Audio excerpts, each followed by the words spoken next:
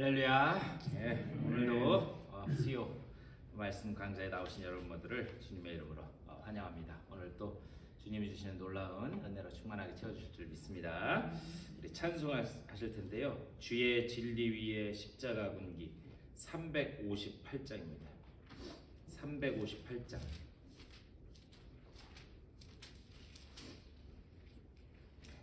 옛날 찬송가는 400장입니다. 옛날 찬송가는 400장, 새 찬송가는 358장, 주의 진리 위에 십자가 군기 찬송하면서 나아가겠습니다. 주의 진리 위에 십자가 군기 하늘 높이 들고서 주의 군사 되어 용맹스럽게 찬송하며 나가세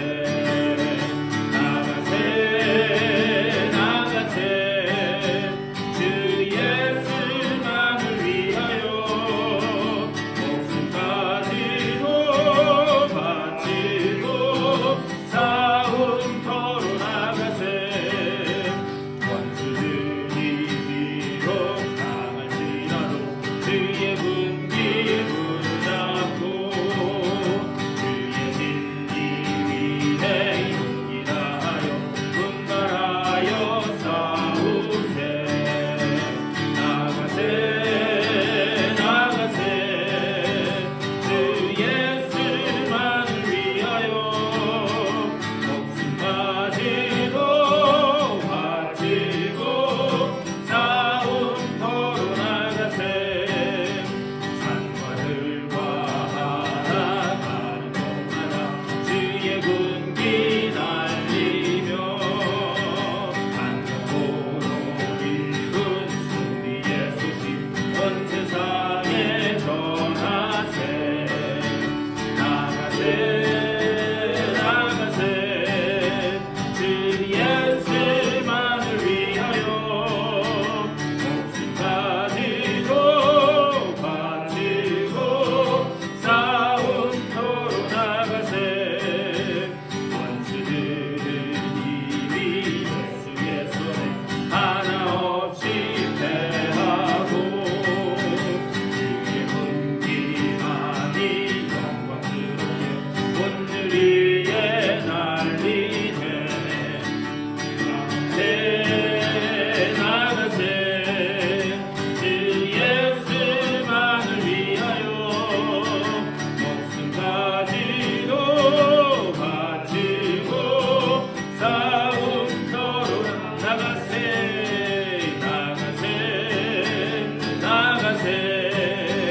주 예수만을 위하여 목숨 가지고 바치고 싸움터로 나가세. 우리 그대로 다 같이 받은 은혜를 사모하는 마음 가지고 성령으로 이 자리에 함께하여 주시고 말씀이 깨달아지는 지혜를 우리들에게 허락해 달라고 한 목소리로 기도하며 나아가겠습니다. 주님의 크신 사랑과 은혜를 감사드립니다. 아버지 오늘 이 아침에도 저희들 불러주시고 주의 말씀을 나누는 자리에 저희들 인도하여 주시니 감사를 드립니다. 간절히 간구하고 있는 우리 가운데 성령으로 임재하여 주시고 아버지 주님이 주시는 그 놀라운 그 은혜 안에서 아버지 하나님 말씀을 깨달을 수 있는 지혜를 허락하여 주시고 아버지 주님의 주시는 그 은혜 아버지 붙잡아 주시고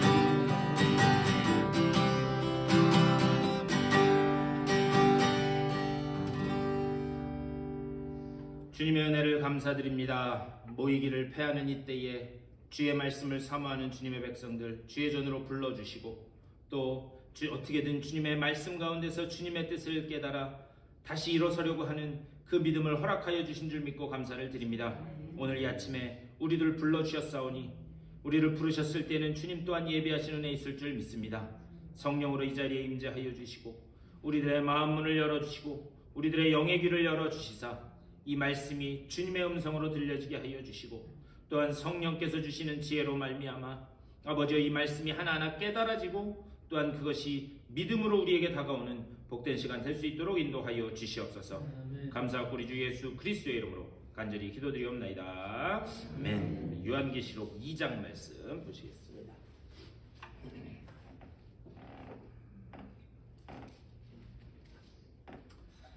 요한계시록은 뭐 성경책 제일 뒤에 있으니까 찾기 쉬우시죠?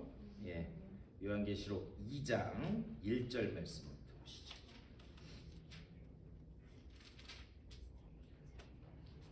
요한계시록 2장 1절에서 우리 11절까지 우리 한 절씩 교독하시겠습니다. 제가 먼저 읽겠습니다. 에베소 교회의 사자에게 편지하라. 오른손에 있는 7별을 붙잡고 7 금촛대 사이를 거니시는 이가 이르시되 내가 내 행위와 수고와 내 인내를 알고 또 악한 자들을 용납하지 아니한 것과 선진 사도라 하되 아닌 자들을 시험하여 그의 거짓된 것을 내가 드러내는 것과 또 내가 참고 내 이름을 위하여 견디고 게으르지 아니한 것을 아노라. 그러나 너를 원망할 것이 있나니 너의 좋은 사랑을 버렸노라. 그러므로 어디서 떨어졌는지를 생각하고 회개하여 처음 행위를 가지라. 만일 그리하지 아니하고 회개하지 아니하면 내가 네게 가서 네 촛대를 그 자리에서 옮기리라. 오직 내게 이것이 있으니 내가 놀라는 그 행위를 미워하는도다. 나도 이것을 미워하노라. 귀 있는 자는 성령이 교회들에게 하시는 말씀을 들을지어다. 이기는 그에게는 내가 하나님의 낙원에 있는 생명나무의 열매를 주어 먹게 하리라. 서머나 교회의 사자에게 편지하라. 처음이며 마지막이요 죽었다가 살아나신 이가 이르시되 내가 내 환난과 궁핍을 알거니와 실상은 내가 부요한 자니라. 자칭 유대인이라 하는 자들의 비방도 알거니와 실상은 유대인이 아니요 사탄의 회당이라. 너는 장차 다를 고난을 두려워하지 말라. 볼지어다 마귀가 장차 너의 가운데에서 몇 사람을 목에 던져 시험을 받게 하리니 너희가 10일 동안 환난을 받으리라. 내가 죽도록 순종하라. 그리하면 내가 생명의 문을 내게 주리라. 우리 11절 다 같이 읽겠습니다. 귀 있는 자는 성령이 교회들에게 하시는 말씀을 들을지어다. 이기는 자는 둘째 사망의 해를 받지 아니하리라. 아멘. 오늘 또 말씀 가지고 우리 2장 말씀 나누도록 하겠습니다. 오늘 2장 그 앞부분만 읽었는데요.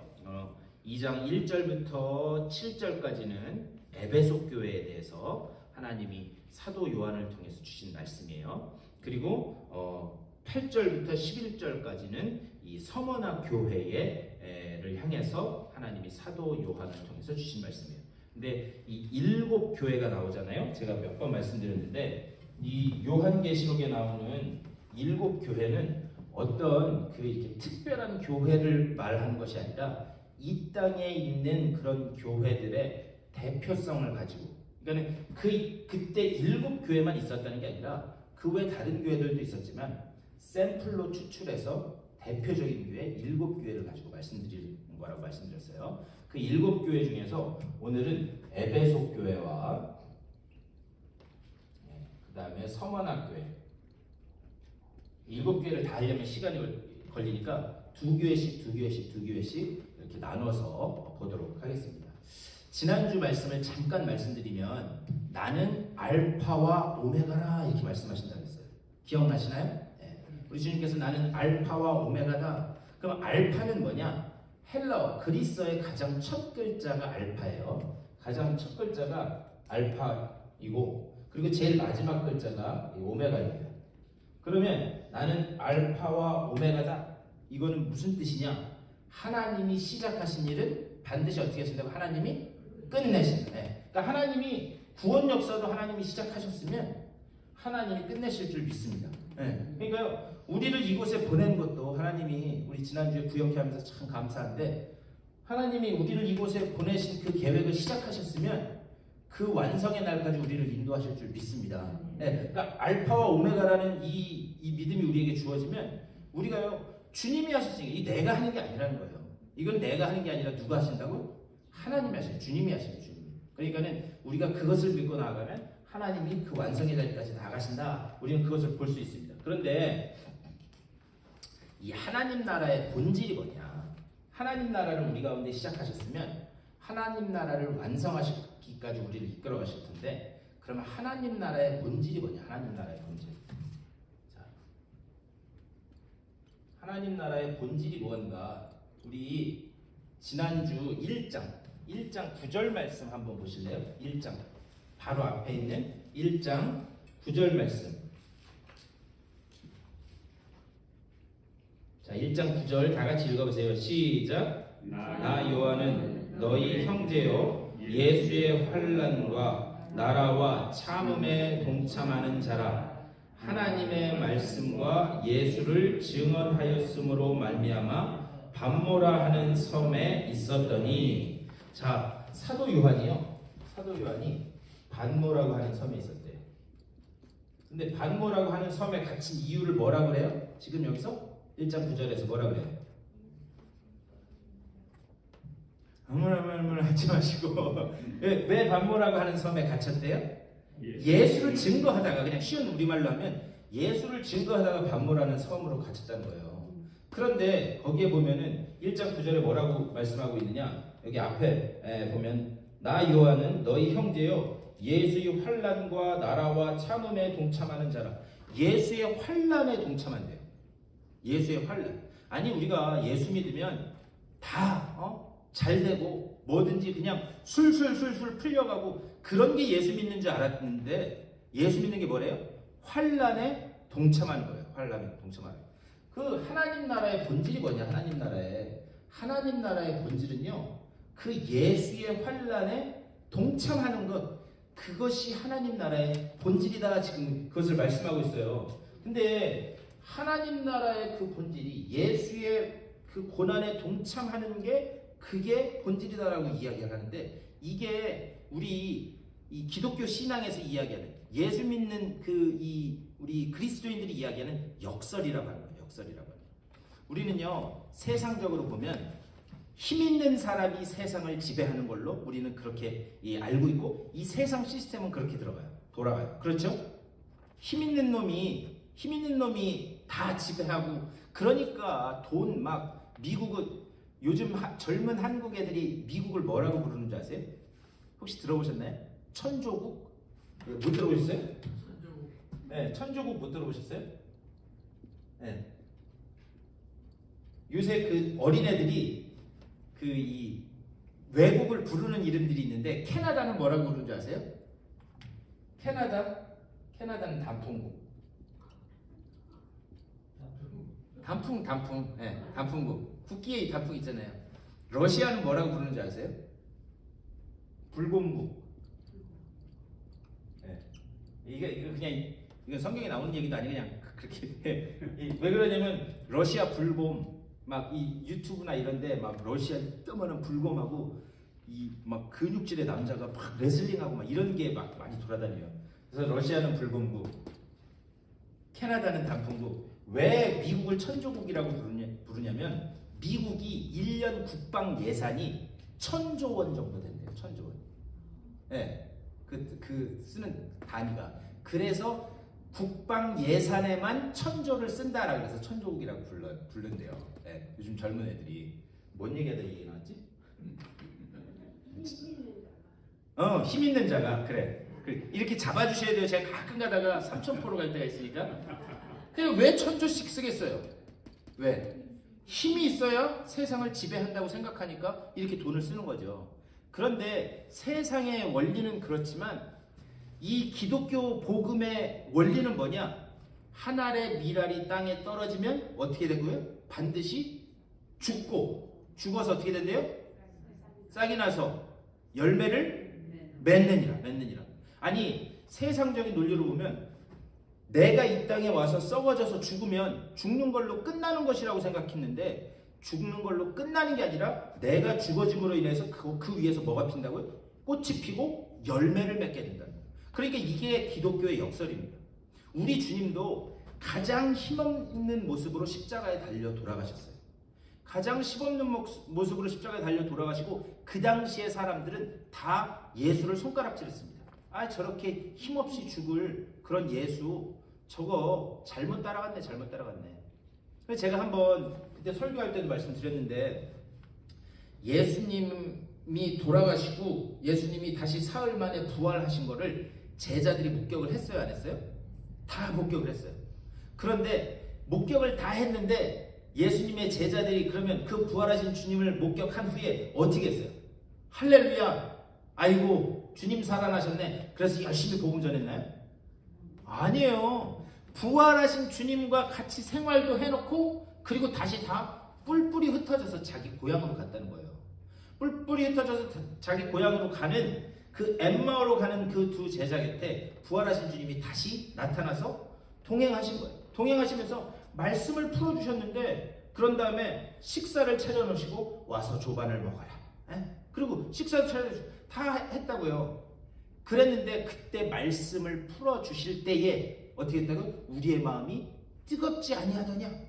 그게 결국에는 주님이 그렇게 해서 부활하셔서 같이 생활했음에도 불구하고 왜 뿔뿔이 흩어졌느냐? 아니, 아무리 부활한들 다시 또 저렇게 십자가에 힘없이 달려 죽을 예수라면 우리가 굳이 따라다닐 필요가 있겠는가? 그들은 그 예수님의 죽음의 의미를 온전히 이해를 못했던 거예요. 그러니까는 부활한 주님을 목격하고도 다 뿔뿔이 흩어졌습니다. 그런데 주님이 말씀을 풀어주실 때에 우리의 마음이 뜨거워지지 않았느냐? 주님의 말씀이 기억난 거예요. 주님이 다시 부활하셔서 말씀해 주셨어요. 그래서 그것이 기억나면서 어떻게 하는가? 그들 가운데 성령이라고 하는 기름이 확 부어져 버리니까 어떻게 했어요? 말씀이라고 하는 아주 다 꺼져간 그 불씨 가운데 휘발유 같은 성령이 부어지니까 그게 활활 타오르면서 어떻게 했어요? 그 복음이 전 세계로 퍼져나간 거죠. 그러므로 우리가 지금 예수 믿게 된 거예요. 그러니까는 예수님의 죽음이 그 죽음 때문에 그 위에 교회라고 하는 우리의 구원이라고 하는 열매가 맺어지게 되었다는 거죠. 그러니까 여기 지금 1장 9절에서 요한계시록 1장 9절에서 한 얘기는 뭐냐? 그리고 주님께서 말씀하신 한 알의 밀알이 땅에 떨어져 죽지 아니하면 죽을 때만 그 가운데 싹이 트고 꽃이 피고 열매를 맺을 수 있다라고 하는 그 역설을 말씀하신 거예요. 그래서 하나님 나라라고 하면 우리는 그동안 그런 식으로 많이 들었어요. 어떤 분이 그런 얘기 들어보셨죠? 어떤 분이 이론스를 살려고 막 돈을 열심히 모아가지고 막 이렇게 해가지고 그걸 모아가지고 천국 갈 때 가지고 가려고 주머니에 넣고 이렇게 갔대요. 그 천국 갔더니 천국 문 앞에 있는 베드로가 뭐라 그래요? 도로 포장용 재료를 가지고 왔냐고. 천국은 길도 다 황금이 깔려져 있고 집은 다 대리석이고 우리는 천국을 그런 자본주의적인 개념으로 지금까지 이해하고 있었다고요. 네? 물론 그럴 수 있죠. 뭐 저는 안 가봐서 모르긴 하겠지만 왜 그러면 그런 이야기가 나왔냐? 그만큼 좋다는 거를 이게 말을 해도 못 알아들으니까.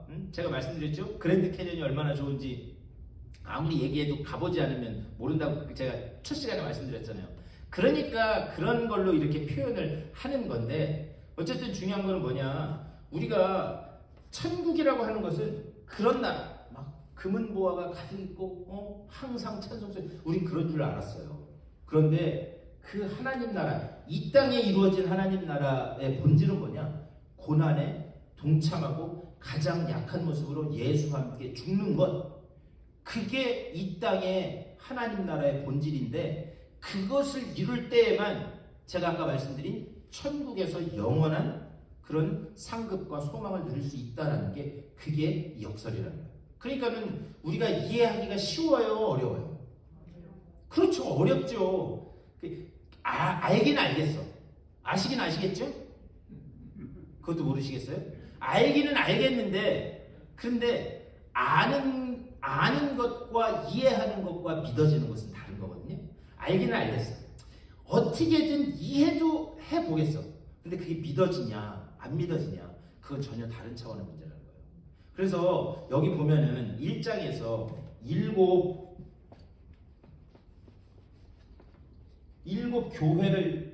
교회를 이야기하고요. 네. 그리고 7교회를 이야기하고 또 7별을 이야기해요. 네. 7교회는 지금 이제 오늘 에베소 서문학교에 볼 텐데 이 땅에 있는 교회, 상징적인 교회를 이야기하는데 이 7별은 뭐냐? 7별, 7교회의 사자 이렇게도 이야기하는데 이 7교회 안에서 일하는 하나님의 일꾼들을 일곱 별로 상징해서 이야기하는 거예요. 1장에서 이야기하는. 그러니까 일곱 교회와 일곱 별, 일곱 별은 실제적으로 교회 안에서 사역하는 주님의 백성들. 그런데 이 일곱 별인 우리들은 하나님 나라의 본질, 이 땅에서 환난에 동참하고 고난 가운데 있고 하는 것, 그것이 우리의 사명으로 받아들이고 살아가야 된다는 거예요. 그러니까 이게 역설적이기 때문에 이해하기가 쉽지가 않습니다. 그러니까 이것을 깨닫게 하시고 믿게 하시는 분은 누구냐? 그거는 사람이 하는 게 아니에요. 그거는 성령이 하시는 일인 줄 믿습니다. 그러니까요, 이게 믿어지면 이 땅에 있고 없고가 이 문제가 되지 않아요. 어떤 분은 이게 있으면 행복하고 이게 없으면 불행하고, 이거는요 세상 많은 사람들의 기준입니다. 근데 제가 어떤 분을 만나면 예전에 사역하던 교회에서 그분이 이 사업을 크게 하셨는데, 그 어떤 사업이냐면 미국에 있는 이 폐철 고물, 그거를 다 싹 사가지고 그거를 제3국에 파는 그런 일들을 하셨어요. 제3국은 철이나 이런 게 부족하니까 미국에 있는 고물이긴 하지만 그 철을 싹 해갖고 파는 일을 했는데, 그걸 하시다가 사업이 안 됐어요. 리만 브라더스 터지고 이렇게 하면서. 그래서 그분은 엄청나게 많은 재산도 가져보셨어요. 그리고 나서 그때 쫄딱 망했는데, 말씀을 들어보니까 그때 사람들이 자기를 쳐다보는 눈이 어땠냐면, 이제 망했으니까 저 권사님 교회 안 나오겠다, 이렇게 그런 눈으로 봤다는 거예요. 그런데 참 놀라운 건 그게 하나님 은혜인데, 그때 그렇게 망했을 때 어렸을 때 어머니가 계속해서 들려주시고 읽어주셨던 성경 말씀이 기억나면서 그때 뭘 했느냐, 새벽기도 나가지도 않았는데 새벽 재단 가서 부르짖는 일부터 하셨대요.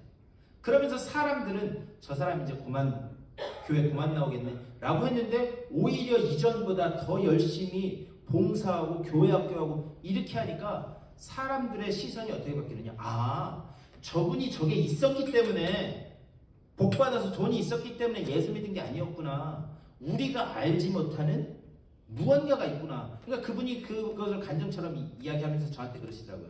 목사님, 저는 이제 있으면 땡큐고 없어도 감사해요, 이러더라고요. 땡큐나 감사나 똑같은 얘기지만, 그러니까 있고 없고가 내 삶에 주님을 향한 그 마음을 어떻게 하지 못하더라, 그것을 말씀하시더라고요. 그래서 이 일곱 별, 이 교회에서 하나님의 사역을 감당하는 우리들은 하나님 나라의 본질, 하나님 나라의, 어쨌든 이게 역설이고 있으나 없으나 내가 하나님의 일꾼으로 쓰임받는다라고 하는 그 단계까지 나아가는, 그 단계까지 나아가야 되는 것을 또 1장을 통해서 말씀하시는 겁니다. 그러면서 이제 2장에 와서 이제 첫 번째로 일곱 교회 중에, 실제적인 교회 중에 우리 에베소 교회에 대해서 볼 텐데요. 이 일곱 교회를 보면 이제 다 하나하나 볼 거예요. 항상 칭찬이 있었으면 또 뭐가 있어요? 책망이 있었어요. 그러니까 항상 칭찬을 말씀하신 다음에 책망을 말씀하셨어요. 그런데 일곱 교회 중에 유일하게 책망 없이 칭찬만 받은 교회가 있어요. 그게 어떤 교회예요? 둘 중에 하나. 50대 50인데 어떤 걸 것 같으세요? 제가 이렇게 얘기했잖아요. 유일하게 서문학교에만 책망이 없고 칭찬만 들은 교회입니다. 자, 그렇다면 도대체 에베소 교회에 관한 칭찬과 책망이 무엇이었는지 우선 그걸 볼게요. 자, 말씀을 다시 읽으면서 하겠습니다. 자, 2장 1절 말씀이에요. 2장 1절. 에베소 교회의 사자에게 편지하라. 오른손에 있는 일곱 별을 붙잡고 일곱 금 촛대 사이를 거니시는 이가 이르시되, 자 2절 시작. 내가 내 힘과 수고와 내 인내를 알고 또 악한 자들을 용납하지 아니한 것과 자칭 사도라 하되 아닌 자들을 시험하여 그의 거짓된 것을 네가 드러낸 것과. 아멘. 자, 우리 3절 읽겠습니다. 3절 시작. 또 네가 참고 내 이름을 위하여 견디고 게으르지 아니한 것을 아노라. 예, 아멘. 자, 칭찬이 뭐였어요? 자, 여러분들 용어로 빨리 제 2절 3절 읽으면 칭찬이 뭐였어요? 악한 자를 용납하지 않았고 또 게으르지 아니하고 게으르지 않고 또 거짓된 것을 내가 드러냈고 거짓을 드러냈고 또 있나요? 참고 견디고 인내하고 자 이런 것들이 에베소 교회의 칭찬이었어요. 자 그렇다면 왜 이 칭찬을 받을 수밖에 없었는지를 알면 그러면 이제부터 이제 7교회를 하면서 제가 어떻게 설명을 드릴 거냐면 7교회의 그 위치와 그 교회가 있었던 곳의 배경을 설명해 드릴게요. 그러면 이게 왜 이런 칭찬이 나올 수밖에 없었는지를 잘 이해할 수 있습니다. 아시겠죠? 자, 그렇다면 왜 이런 칭찬이 나왔을까? 우선 이거 다 여러분 성경책에 있는 거니까 에베소라고 하는 곳의 위치를 우리가 알면 이런 칭찬이 나올 수밖에 없었던 이유를 알 수 있는데요. 에베소라고 하는 곳이 이렇게 제가 대충 지도를 그려드릴게요. 이렇게 해서 여기 터키 지역이 이렇게 있고 여기에 고린도가 있고 그 다음에 여기 장화 뭐죠? 여기 이탈리아 고린도는 여기 있고 그 다음에 지금 여기가 터키 지역이에요. 이렇게 해서 여기에 예루살렘이 있고 이렇게 해서 여기가 흑해가 있고 그렇습니다. 여기가 지중해예요. 이렇게 되어 있는데 에베소는 여기에 있는 도시였어요. 여기. 조금 더 밑으로 와야 되겠다. 여기. 혹시 터키 가보신 분 계세요? 이스탄불? 안 가보셨어요? 가보세요. 되게 좋아요. 여기는 유럽 쪽 이스탄불이고 여기는 아시아 쪽 이스탄불이에요. 이 이스탄불이 두 개가 나눠져 있어요. 여기. 그래서 터키가 유럽과 아시아를 잇는 무슨 뭐 교역로 뭐 이런 얘기 하잖아요. 그런데 이스탄불이 요쯤에 있고 요 두 개가 다리로 이렇게 연결되어 있는데 이 에베소는 이 터키의 약간 남쪽 지역에 있는 도시입니다. 그런데 이곳이 자 보면 여기가 바다라 그랬잖아요. 그럼 여기 이쪽에 있으면 이게 무슨 도시였겠어요? 항구 도시. 자 그러면 우리 교회는 부산 출신 분 안 계시죠? 항구 도시의 특징이 뭔지 아세요? 항구 도시 하면 그렇죠. 항상 배로 옛날에는 비행기가 아니라 배로 다녔잖아요. 그러니까는 첫 번째로 사람이 많이 드나들었어요. 배를 타고 지중해 막 각 도시에서 다 배를 타고 그래서 사람이 많이 드나들다 보니까 인종 전시장 같이 이쪽은 아프리카 지역인데 아프리카에서부터 시작해서 유럽에서 넘어온 사람, 아시아에서 넘어온 사람 많은 사람들이 다 모여들었어요. 그러면 여러분들 한번 생각해 보세요. 많은 지역에서 많은 사람들이 모여들었다라고 하면은 그러면은 그만큼 많은 신문물도 들어왔겠지만 그만큼 종교적으로 보면 많은 뭐도 왔겠어요? 많은 신들도 왔겠죠. 왜 그러냐면 여러분 한번 가만히 생각해 보세요. 많은 지역에서 온 사람들이 모였을수록 뭐 무슬림도 있을 거고 무슨 어디 지방령 믿는 사람도 있을 거고 그럴 거 아니에요. 그러니까는 여기에 많은 인종이 있으면서 많은 종교들도 여기에 많이 이렇게 모여들기 시작했습니다. 그러니까 그렇게 해서 하다 보니까 많은 사람들이 모이다 보니까 무언가를 받아들이는 거에 있어서 굉장히 익숙해진 사람들이었어요. 그래서 이 에베소는 뭐냐? 많은 그런 그 이방의 철학과 사상들이 많이 모여들었습니다. 그러니까요, 철학과 사상들이 모여들다 보니까 이 에베소라고 하는 곳의 그 지역적인 특성은 어땠냐면 뭐가 진리인지 철학이 그런 거 하는 거잖아요. 진리가 뭐냐? 이런 거 탐구하는 거잖아요. 그리고 뭐가 옳은 거냐? 그러니까 여기도 진리가 뭔지에 대해서 탐구하는 그런 사람들이 아주 많이 모여들었던 곳이 바로 이 에베소라고 하는 곳입니다.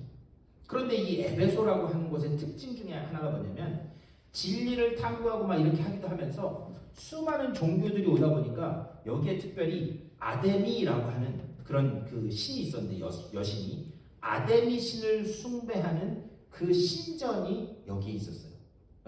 저는 가봤거든요. 근데 지금은 기둥만 남았어요. 그런데 기둥이 어른 한 4사람이 이렇게 잡아야지만 기둥 하나를 잡을 만큼 그렇게 엄청나게 큰 기둥이 있는 큰 신전이 있었다고.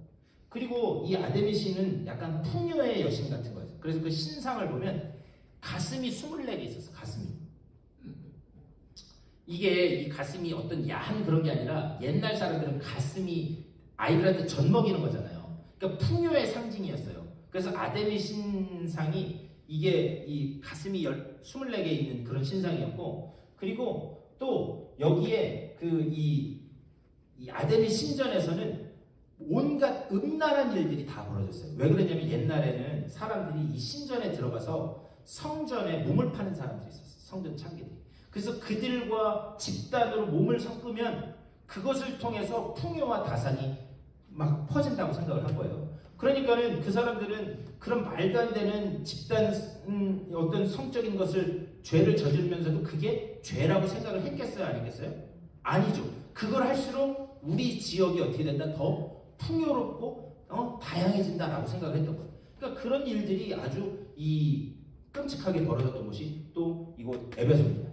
그런데 제가 아까 말씀드렸지만 이 에베소라고 하는 곳은 진리, 그리고 무엇가 옳은 건가 그거를 추구하는 그런 사람들이 많이 여기 있었던 곳이에요. 그래서 여기에 이제 이 에베소에 사도 바울하고 여러분 이름은 들어보셨죠? 브루스길라와 아굴라.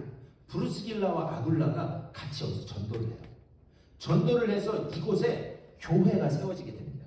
그래서 교회가 세워졌는데 제가 이 지역의 특성상 진리 이런 걸 외친다 그랬잖아요. 그러면 교회에 모인 사람들도 어떤 사람들만 모이겠어요?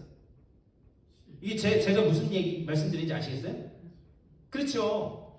돈 따지는 사람들이 많이 모여 있는 곳에는 어떤 사람들만 모이겠어요? 제 말씀이 어려운가? 아니 그냥 예를 들어서 하자는 거예요.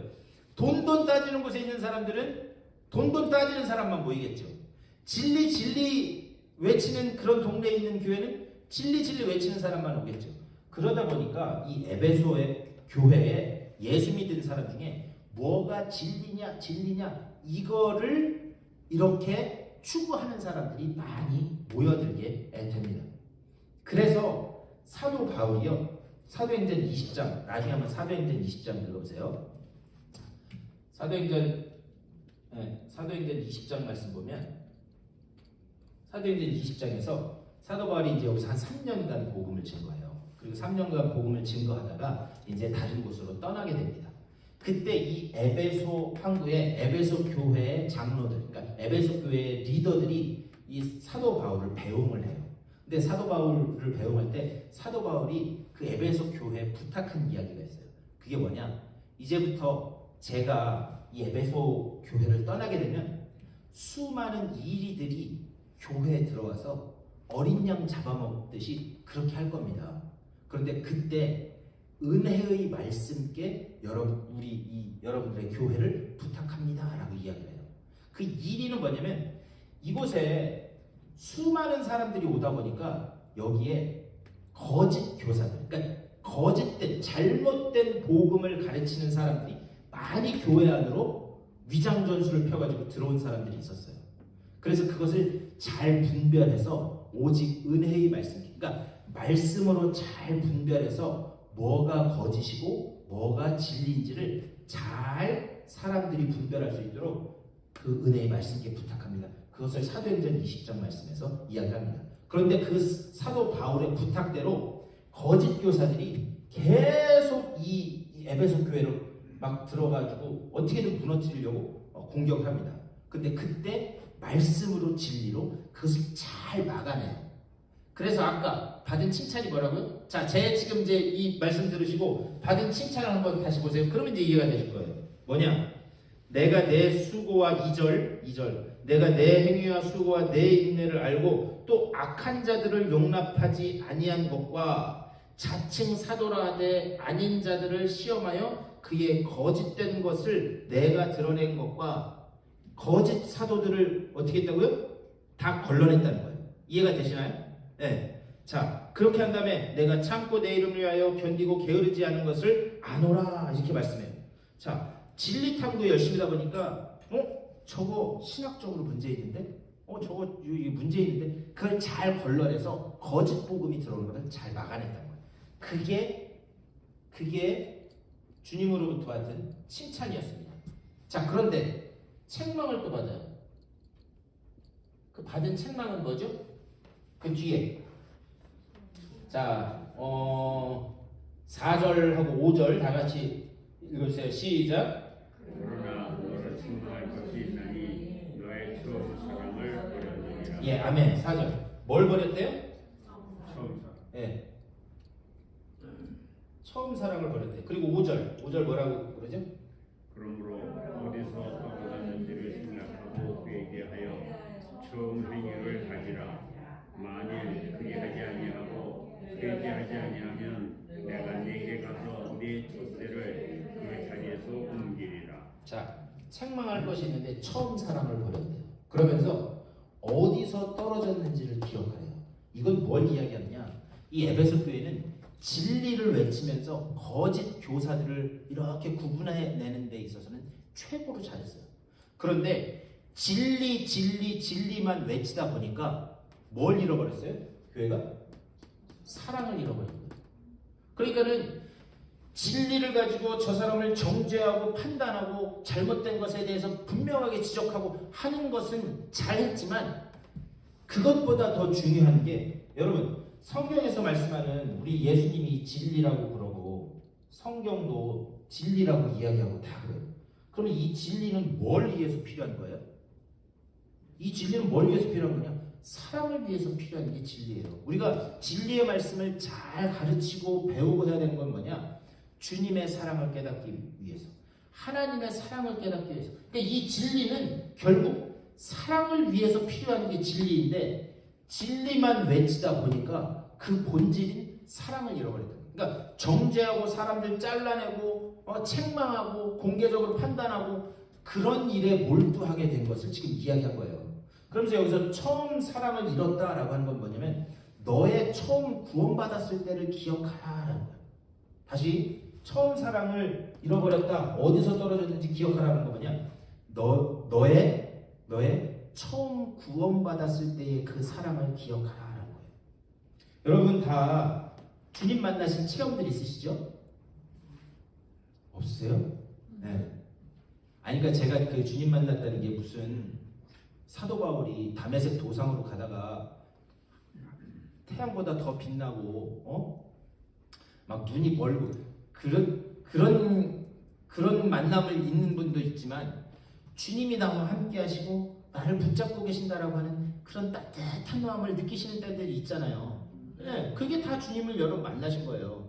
그런데 내가 지금 좌절과 환란과 고난 가운데 있는데 그게 딱 느껴지는 순간 뭐냐? 아, 주님이 나를 푹하게 감싸주시는구나. 주님이 나를 위로해 주시는구나.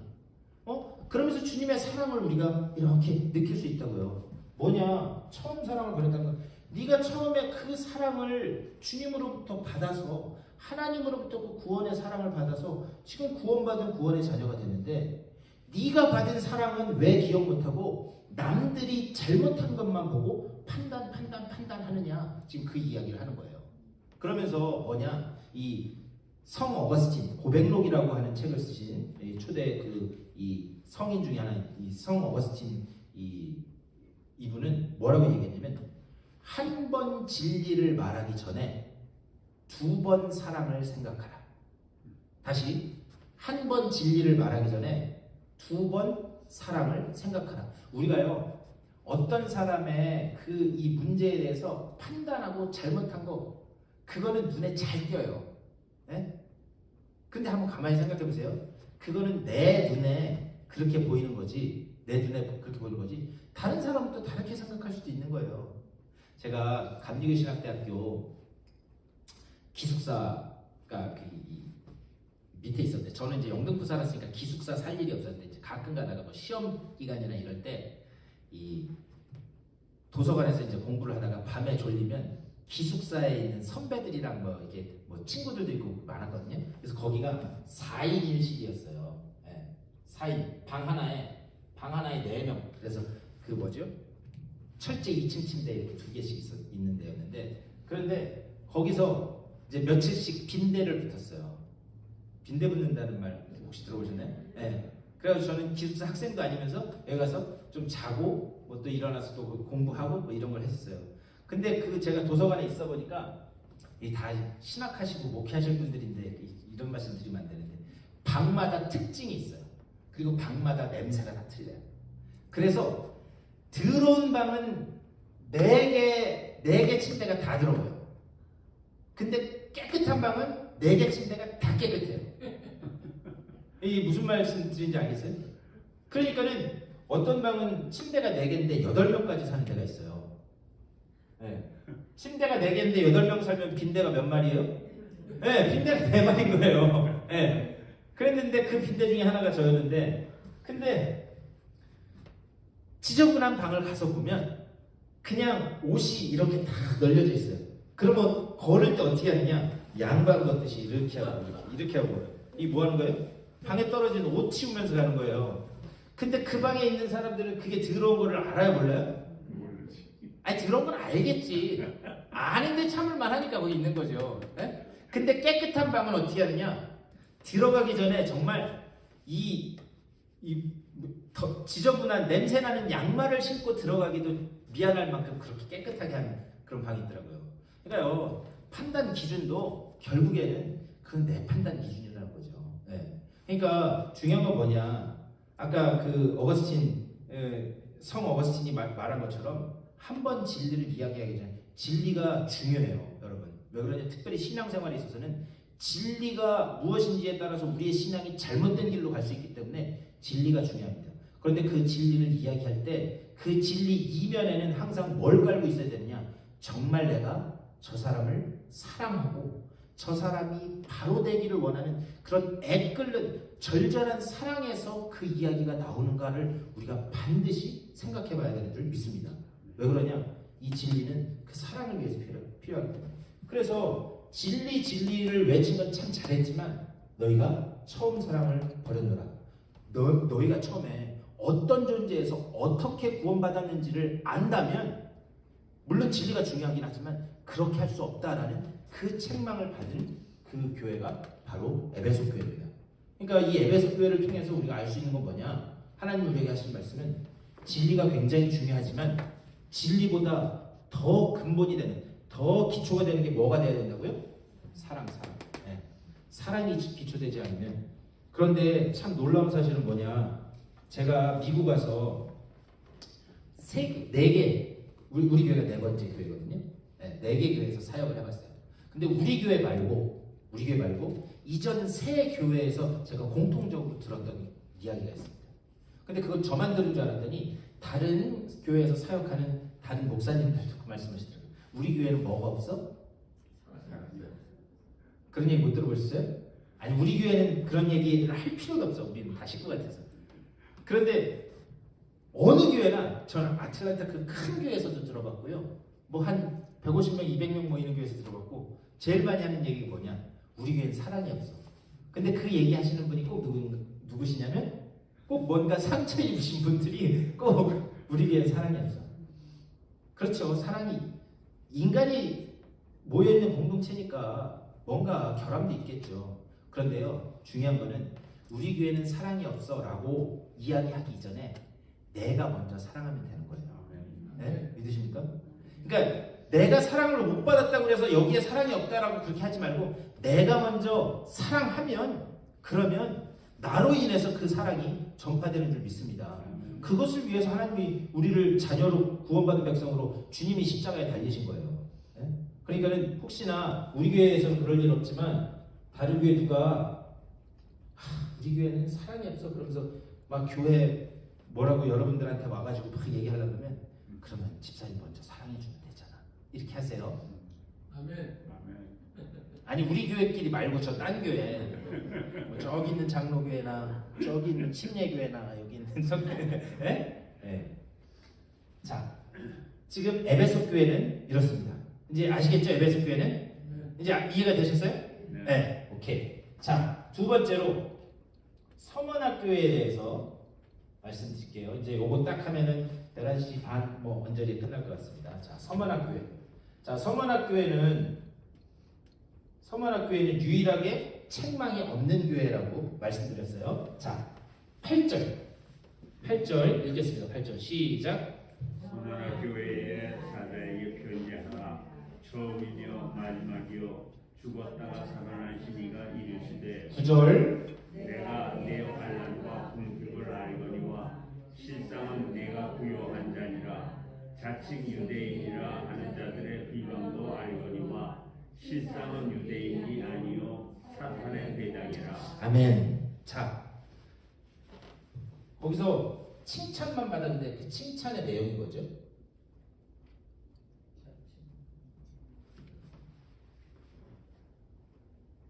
죽었다가 살아나신 이가 이르시되 내가 내 환난과 궁핍을 알거니와 실상은 내가 뭐래요? 부요한 네. 내가 부유한 자래요. 자, 너의 환난과 궁핍과 가난을 안대요. 그런데 내가 실제로는 부유한 사람이다 라고 하는 칭찬을 받았어요. 자, 그럼 이 칭찬이 왜 나올 수밖에 없었는가? 자, 에베소는 여기 있었는데요. 에베소는 여기 있었는데 서머나라고 하는 동네는 여기보다 조금 더 북쪽에 있었습니다. 이렇게 조금 더 북쪽에. 그런데 이 서머나라고 하는 그 도시를 알면 이 칭찬이 나올 수밖에 없는 이유를 또 알 수 있는데요. 서머나라고 하는 이 지역은 당시에 여기를 소아시아, 터키를 소아시아라고 부르는데 소아시아에서 가장 먼저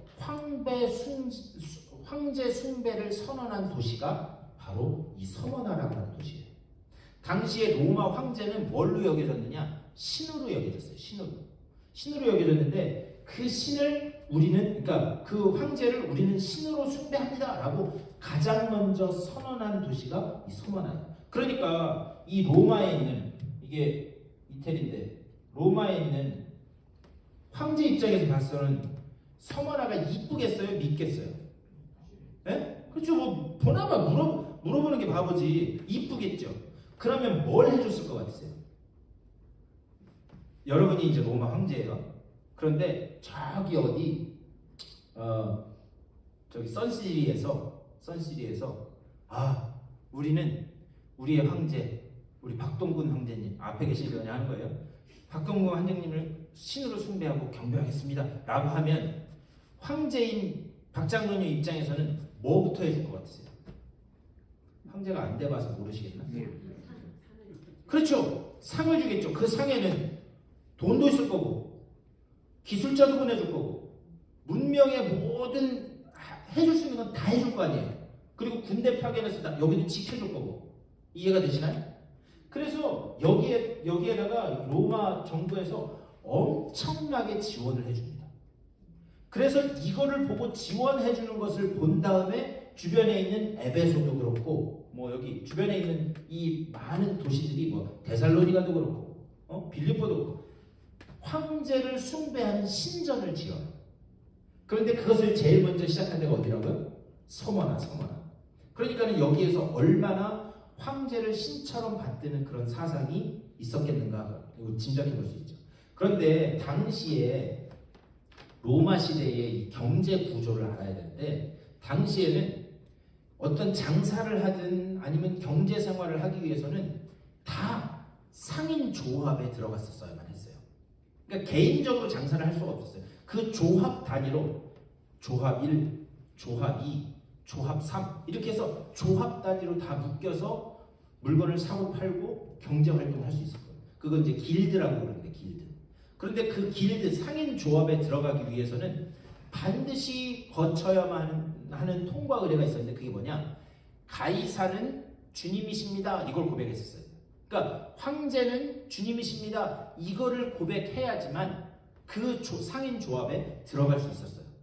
그런데 예수 믿는 사람들은 주인이 누구예요? 예수 믿는 사람은 주인은 예수님이잖아요. 그러니까 그 고백을 안 한 거예요. 못한 게 아니라 안 한 거예요. 그러니까 그 고백을 안 하니까 거기서 일어나는 문제가 뭐냐? 제가 아까 말씀드린 이렇게 상인조합 1, 상인조합 2, 상인조합 3, 뭐 쫙쫙쫙쫙 있을 때는 서로 간에 이렇게 물건이 왕래하고 해서 먹고 살 수 있도록 장사를 하든 일을 하든 했었어야 되는데 이 안에 못 들어가는 거예요. 이 안에 못 들어가니까 어떻게 될까? 경제 활동이 되겠어요, 안 되겠어요?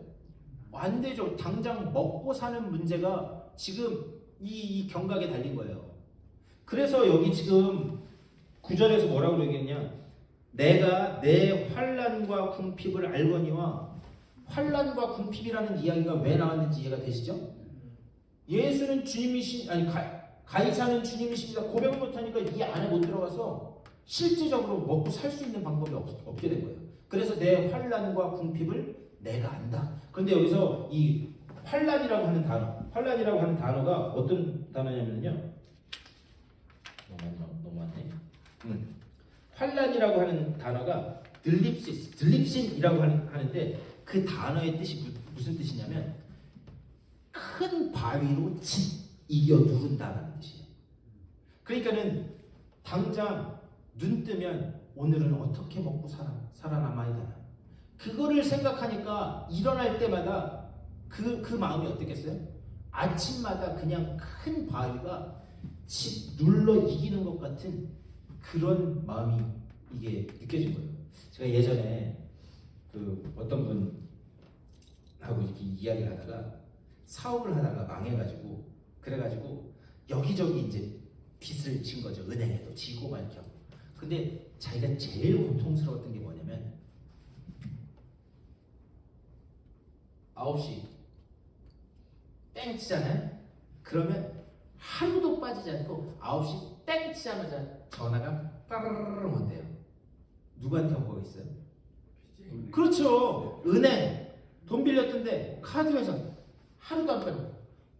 그러면 또 안 받으면, 이게 또 안 받으면 뭐 또 다른 방법으로 해가지고 아침마다 이렇게 해서 하는데, 그분이 심정을 그렇게 고백하더라고요. 정말 아침에 눈을 안 떴으면, 눈이 안 떠졌으면 좋겠습니다. 자기가 그런 경험을 했다라고 저한테 한번 이야기를 하더라고요.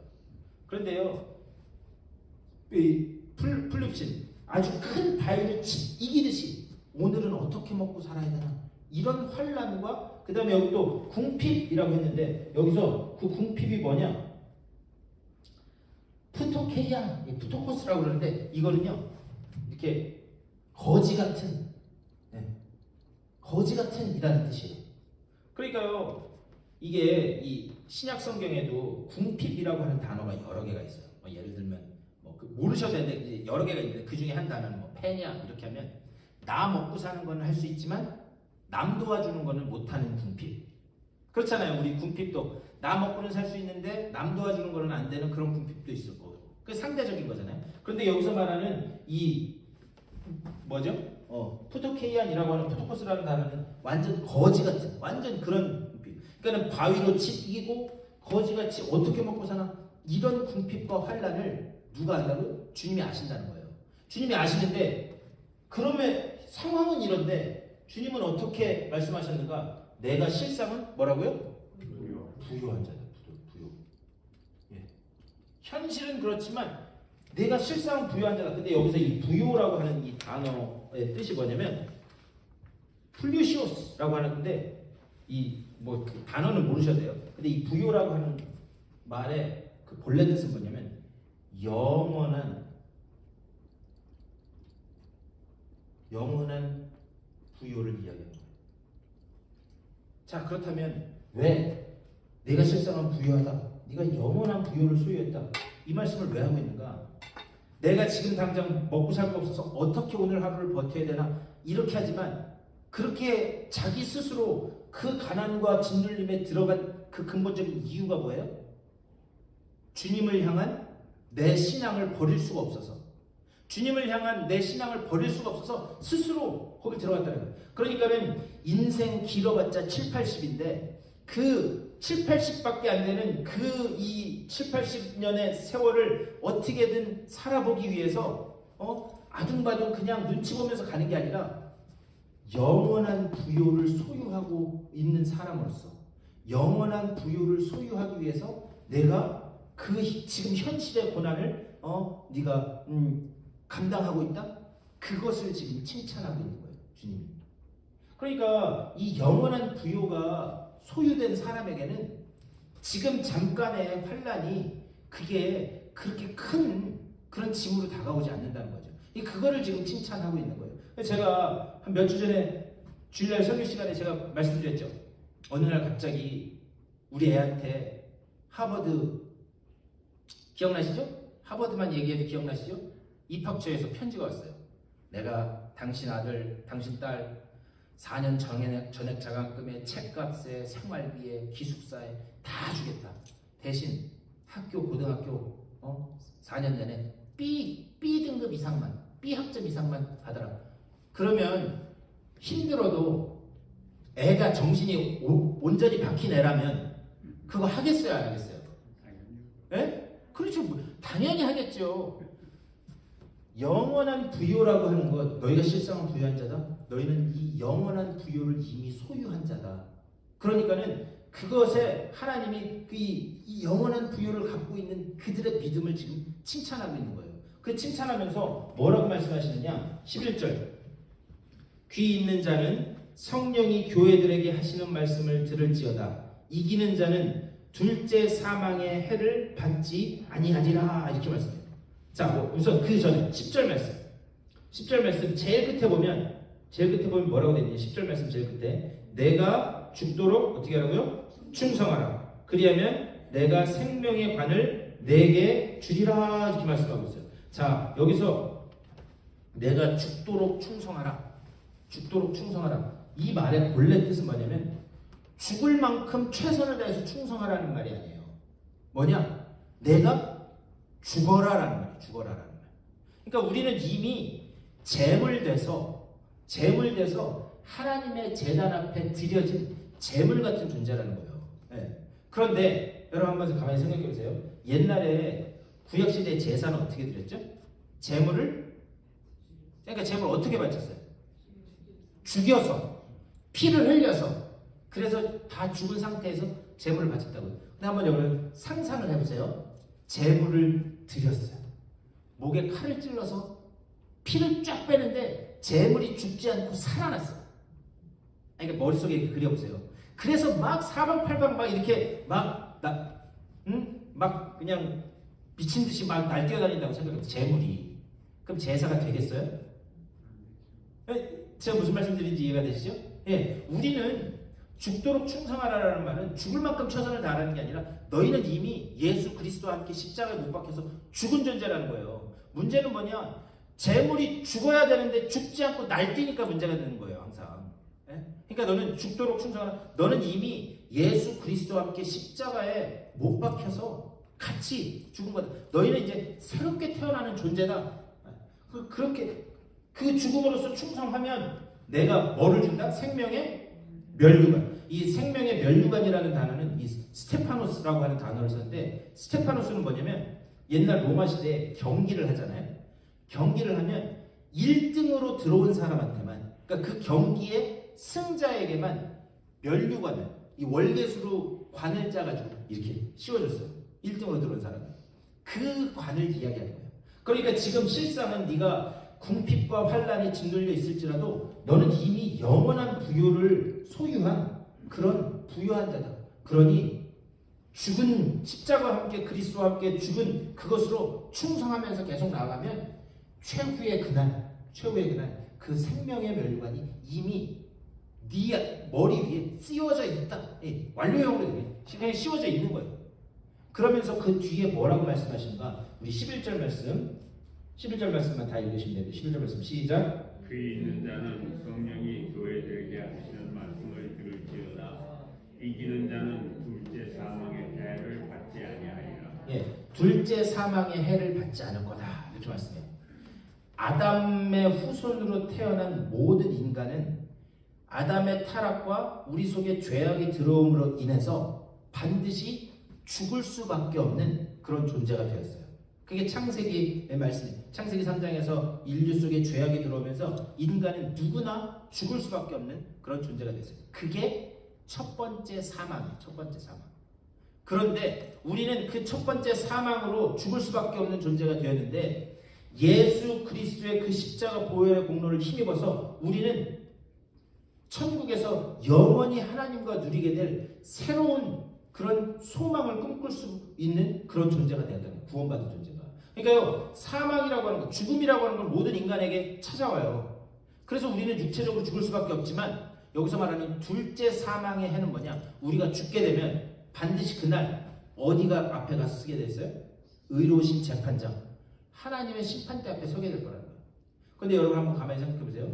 심판대 앞에 섰을 때 내가 평소에 죄 짓지 않고 열심히 잘 살고 아주 그냥 잘했어요. 그러면 그 심판대 앞에 섰을 때 내 기분이 어떻겠어요? 여러분 운전하다가 티켓 띄워보셨죠? 저도 미국 가서 몇 번 띄워봤는데 그냥 그까짓 그 벌금 내고 말면 되는데 법원 나오라 그래서 법원에 가면 거기 판사가 검은색 그 저지복 입고 이렇게 다 앉아 있으면 왠지 어떻게 돼요? 안 가보셨어요? 왠지 주눅 들고 뭔가 뭐 죄는 졌죠. 네. 죽을 죄를 지고 그러잖아요. 그런데 거기 이렇게 보니까 그 변호사들 있잖아요. 변호사들 여러 사람들 케이스 갖고 와서 그 사람들은 뭐 자기가 지은 죄도 아니고 어쨌든 돈 받고 일하는 사람이니까 그 사람들은 와갖고 거기 클럽 뭐 검사 이런 사람들이랑 판사 앞에서 막 자연스럽게 농담하면서 막 하더라고요. 그 사람은 왜 그럴까? 내가 지은 죄가 없으니까. 물론 내가 이 일을 가지고 오긴 했지만 제가 그걸 보면서 그렇지, 우리가 어쨌든 첫 번째 죽으면 하나님의 영원하신 대제사장 하나님의 그 심판대 앞에서 설 텐데 우리가 비록 면목 없고 부족한 존재지만 면목 없고 부족한 존재지만 우리는 다 은혜로 구원을 받은 사람이고, 그리고 구원받은 사람으로서 하나님 앞에 섰을 때에 우리가 어떤 모습으로 하나님 앞에 설 수 있을 것인가, 그것도 한번 우리가 머릿속에 그려봐야 되는 거예요. 그러니까 그렇게 했을 때 거기에서 이제 두 번째 사망이 결정되는 거죠. 구원받지 못한, 아무리 복음이 전해졌음에도 불구하고 그 복음을 받아들이지 않고 구원받지 못한 사람은 둘째 사망의 해를, 그러니까 두 번째로 죽을 수밖에 없는 그 해를 받을 수밖에 없다는 거예요. 하지만 우리는 이미 영원한 부요를 소유한 자들인 줄 믿습니다. 그러니까 지금 환난과 고통과 고난이 있더라도 영원한 부요를 소유한 자들로서 우리가 어떻게 살아가고, 그리고 나중에 주님 앞에 섰을 때 우리가 어떻게 이야기할 것인가. 제가 지난주에 이어서 제가 말씀드렸잖아요. 전 아버지 팔아서 목회한다고. 근데 아버지가 예전에 이렇게 대화를 하다가 한번 그 말씀하시더라고요. 야, 나는 그래도 나중에 주님 앞에 가면 나는 할 말이 있다 그러시더라고요.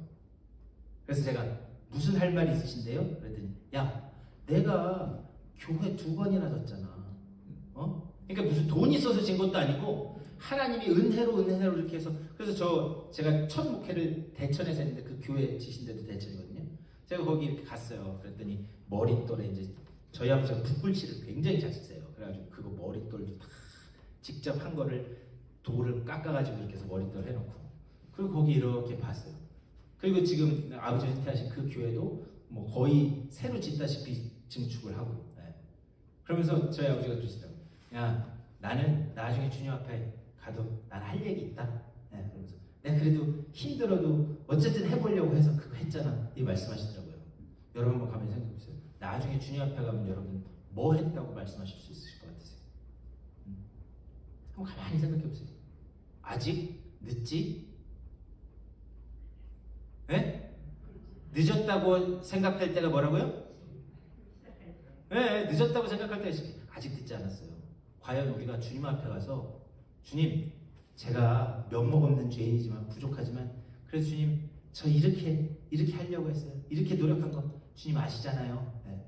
영원한 부요를 소유한 자들로서 우리가 주님 앞에 가서 어떻게 이야기할 것인가, 그것을 머릿속에 그리면서 우리가 쭉 꾸준히 신앙생활을 하면 나중에 우리를 위하여 예비된 그 생명의 면류관 반드시 씌워주실 줄 믿습니다. 이미 우리는 그 면류관을 받은 사람들인 줄 믿습니다. 아직 쓰지를 못해서 그렇지. 그 쓰려면 어떻게 돼요? 끝을 이렇게 죽어야지 이렇게 맺으니까 그 생명의 면류관을 향해서 나가시면 될 줄 믿습니다. 혹시 궁금하신 거 있으신가요? 궁금하신 거?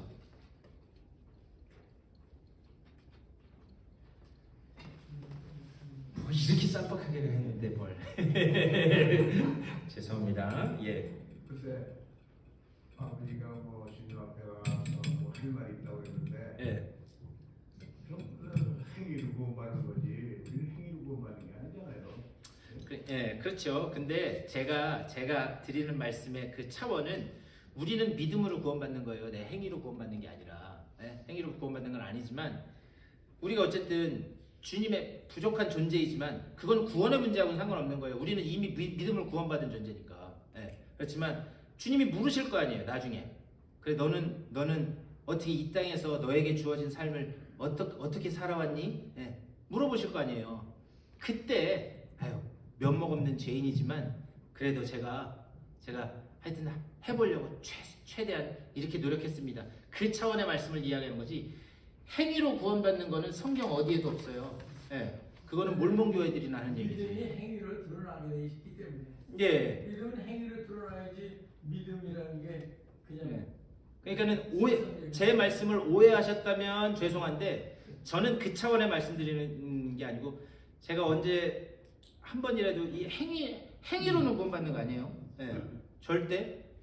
그런데 예수님이 하신 말씀이 있어요. 구원받은 자로서는 성령의 9가지 열매 이런 것들 말씀하신다고요. 그리고 또 성령의 7가지 이 열매 뭐냐? 구원받은 자는 그 열매가 나올 수밖에 없다는 거예요. 그러니까 구원은 선물로 주어졌지만 구원은 은혜로 선물로 주어졌지만 그 자루 속에 송곳 못 감춘다고. 옛날 속담에 그런 거 있잖아요. 자루 속에 송곳 못 감춘다고. 내가 은혜로 구원받은 게 깨달아지고 믿어지면 나올 수밖에 없는 거예요. 그게. 그러니까 그 나온 거를 그렇다고 여러분 한번 가만히 생각해 보세요. 아버지 입장에서 자식이 한 게 100% 만족스럽겠어요? 만족 못하죠. 그래도 어떻게든 해보려고 하는 그게 이쁜 거잖아요. 제가 마지막으로 자랑 좀 해야 되겠네. 저희 정하가 한 2년 전인가 할아버지하고 통화를 하다가 정하야 너 성경 많이 읽어야 된다. 성경 많이 읽어야 그래야 하나님의 그 말씀도 알고 그리고 또 하나님이 이뻐하는 사람도 되고 그런다. 이제 그런 말씀 하셨어요. 그러면서 저희 아버지가 야 성경 한 장 읽으면 내가 10불씩 줄게. 이렇게 말씀하셨어요. 이렇게. 그래갖고 처음에는 돈 벌려고. 그러니까 9살 때예요. 9살 때 애지. 그래서 그때 근데 또 돈 준다는데도 또 안 읽더라고요. 그래서 한 몇 장 읽어서 한 30불인가 40불인가 받고 끝났어요. 그냥. 그랬는데 한 달 전에 갑자기 저한테 전화가 오더니 한 달 더 된 것 같아요. 한 달 반. 오더니 아빠 성경 읽는 앱을 핸드폰에서 뭘 다운받아야 되냐요. 그래서 왜 그러냐 그랬더니 알려달래요. 그래갖고 거기 이제 걔는 영어 성경 보니까 영어 성경 이렇게 그 중에 제일 좋은 걸 해갖고 다운을 받아줬어요. 그랬더니 어느 날 원래는 학교 갔다 오면 앉아서 핸드폰 유튜브 보고 막 이게 막 하고 있는데 뭐 이렇게 하고 있어요. 그래서 너 뭐 하냐 그랬더니 나 성경 읽어 그러는 거예요. 근데 이제 애가 창세기가 한국말로 뭔지 모르니까 나 제네시스 지금 챕터 5까지 읽었어 그러는 거예요. 그래서 야 기특하다. 그래가지고 그래. 그래서 왜 읽게 됐어 그랬더니 그냥 성경 궁금하기도 하고 그래서 한번 읽어보려고 그래서 읽었대요. 하고 이제 학교 갔다 오면 제가 가끔 물어보거든요. 오늘은 몇 장까지 읽었어? 그럼 오늘은 노아가 뭐 이렇게 그러니까 그 표현이 잘 못하니까 플러드가 나서 레인보우가 뜨고 막 이래요. 그래서 제대로 읽었나 안 읽었나 확인해 보려고 내용을 물어봤어요 제가. 그럼 오늘 읽은 내용은 뭐야? 그랬더니 뭐래요? 그러니까 대충 읽지는 않은 것 같아. 내용을 다 얘기를 하더라고요. 그래가지고 기특하다. 야 아빠가 기분인데 아빠가 용돈 줄게. 그래가지고 주머니에 있는 20불을 주려고 이렇게 했거든요. 그랬더니 저희 정화가 뭐라 그러느냐. 아빠가 돈을 주는 거는 고마운데 내가 이걸 받으면 꼭 돈 받으려고 성경책 읽은 것 같잖아. 너네 집 애라고 와도 안 하시네. 그러면서 내가 돈 받으려고 읽은 것 같잖아. 그러면서 정화가 뭐라냐면 아니야 나 그냥 내가 읽고 싶어서 하는 거니까 내가 할게. 네, 그래가지고 제가 하여튼 그렇게 하고 이제 뭐 다른 거 뭐 하다가 제가 용돈을 이렇게 줬어요. 왜 그랬는지 모르겠는데 제가 용돈을 20불짜리 줬더니 지난 주일날 와서 지가 헌금하더라고요. 그거 자기가 번 거라고. 네. 네, 그러니까요 아버지 입장에서 보면 그렇게 하는 것 자체가 이쁜 거지. 네? 걔가 뭐 그렇게 해서 얼마나 엄청난 신학자가 되겠어요. 저는 그 차원에서 우리가 비록 부족한 사람들이지만 하나님 앞에 가서 하나님 부족하지만 제가 그래도 이렇게 했네요. 네. 네. 그렇게 말씀하실 수 있게 되기를 주님의 이름으로 축원합니다. 네. 네. 자, 그러면 우리 말씀을 생각하면서 잠깐 우리 기도하시죠. 우리 내가 실상은 부유한 자라. 우리 그 서문학교의 칭찬처럼 하나님 영원한 그 이 부요를 누리는 자로서 영원한 부요를 소유한 자로서 이 땅에 어떤 어려움이 있든지 간에 그것을 기쁨으로 이겨나가는 우리 모두가 될 수 있도록 인도하여 주시옵소서. 우리 말씀을 생각하면서 다 같이 한 목소리로 기도하겠습니다. 주님의 은혜를 감사드립니다.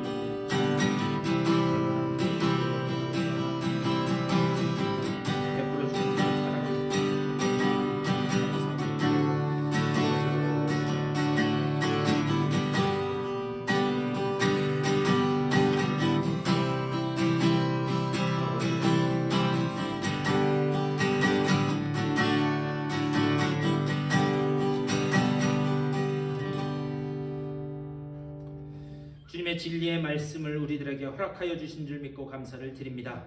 이 진리의 말씀을 가지고 주님께서 보여주신 그 사랑을 세상에 나가서 전하는 주님의 존귀한 일꾼들 다 되게 하여 주시옵소서.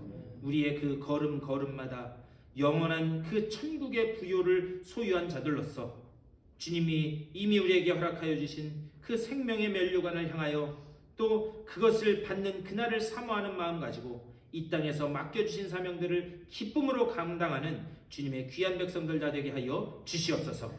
또 돌아가는 발걸음도 주님께서 인도하여 주시고 또한 오후에도 평안한 쉼을 허락하여 주시며 그 가운데 하나님의 말씀 붙들고 소망 가운데 승리하는 귀한 한 날 될 수 있도록 복내려 주시옵소서. 이 믿음을 가지고 세상을 향해서 걸어나가는 주님의 사랑하는 백성들의 삶 가운데 우리 구주 예수 그리스도의 크고 놀라우신 은혜와 하나님 아버지의 극진하신 사랑하심과 성령의 감동하시고 교통하시는 역사가 저들의 삶 가운데 가정과 자녀들 가운데 되어지는 모든 일들 가운데 이제부터 영원토록 함께 하시기를 간절히 축원하옵나이다. 아멘.